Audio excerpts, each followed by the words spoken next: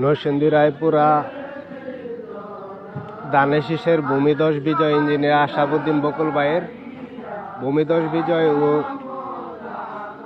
দেশনেত্রী বেগম খালেদা জিয়ার আত্মার মাগফিরাতের জন্য দোয়া মাহফিল।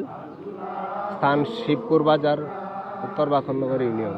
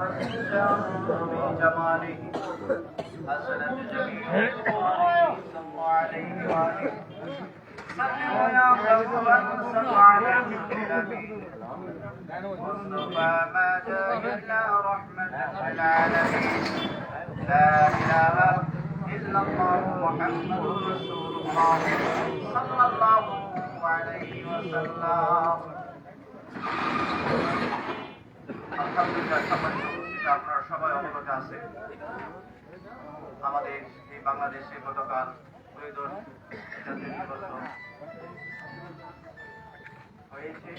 আলহামদুলিল্লাহ,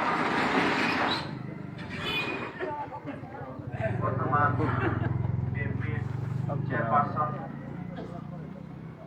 তারেক রহমান ওনার বিএনপির মনোনীত হয়েছেন। আলহামদুলিল্লাহ, আল্লাহর কাছে লাখ কোটি শুকরিয়া দেন।